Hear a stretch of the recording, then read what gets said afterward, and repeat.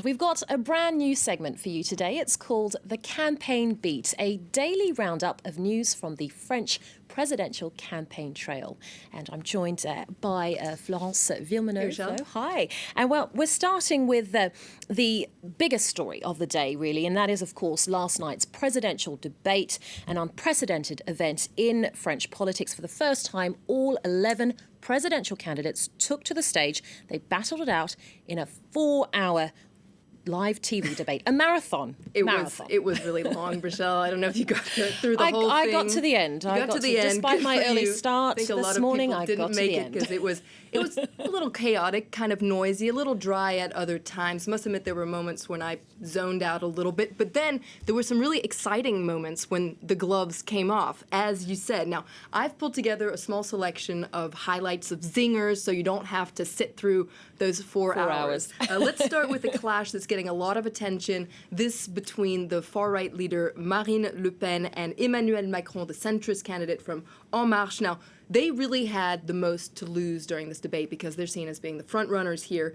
And so they really didn't pull their punches during this question on Europe. Take a listen. Nationalism means war. I come from a region which is filled with cemeteries, and I don't want to go back to that time in history. So let's never forget where we've come from. It's been 70 years that our country has lived. You shouldn't present yourself as something new when you're trotting out these sayings, which are at least 50 years old. Forgive me for saying, Miss Le Pen, but you trot out lies that we've heard for 40 years from the mouth of your father.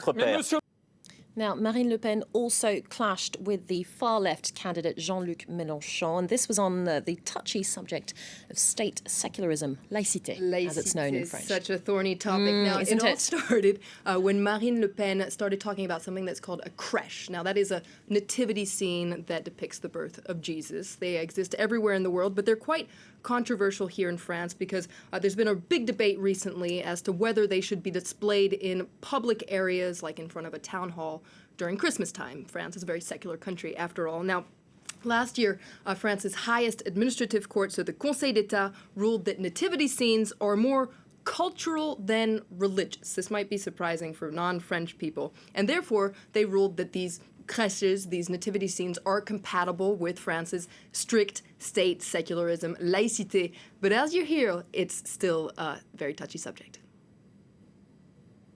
Are part of our cultural heritage.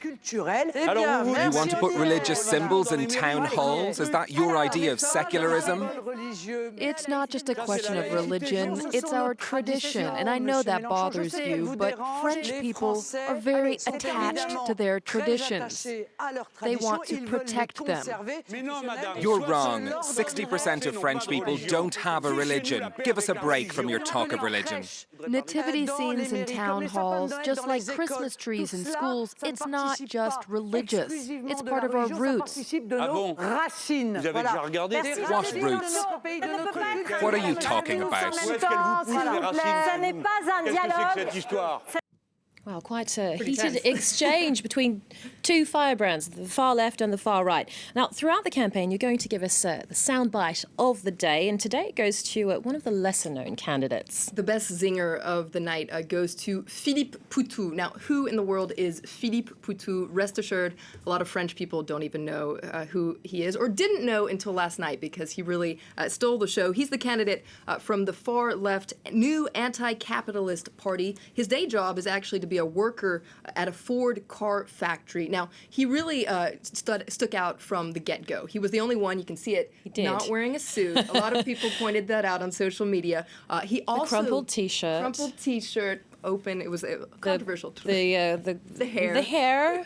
And he also didn't take part in the official photo at the beginning of the debate. So he stuck out for those reasons. He also spent the debate talking at the speed of light. A lot of people picked up on that on social media, but he really stole the show for this exchange. Take a listen. Fillon, who's right in front of me, riddled by scandals. The deeper you dig, the more it smells like corruption and cheating. And the National Front says it's against the system, but actually uses the system to protect itself with parliamentary immunity. You're on the police's side for once. Well, you see, when we're summoned by the police, we go. There is no workers' immunity. You're lucky. The system protects you. Good for you. Now, you just heard, he got a round of applause. That was very rare during that debate. So he got a round of applause during the debate for that comment. And it was a really harsh blow for Marine Le Pen. Remember, Marine Le Pen is hell-bent on getting the working class vote. And it appears that that was a little bit of a zinger for her there. Well, meanwhile, that comment by Poutou was widely picked up on Twitter, giving him his moment of fame on social media. He certainly was a trending topic on Twitter. There was a lot of hashtag Poutou Président. Now, I pulled out just a selection to show you, but there were really a lot to choose from. I put out this tweet. This is from Morgan Giuliani here, who she actually took a screen grab that was shared a lot on social media. It kind of shows his unconventional style. He turned around while the camera was on him to talk to his team, and she imagined what she was talking about. Should I crush him or should I crush him? Now, a lot of people say that Poutou had the guts to say what none of the other candidates had to say, or at least none of the big candidates. And indeed, a lot of the smaller candidates in this debate have been applauded for saying what everyone's thinking, but not necessarily saying out loud. You can see this other tweet comparing him to 007, I guess, the one that no one expects, and this Twitter user saying, once again, that comment saying,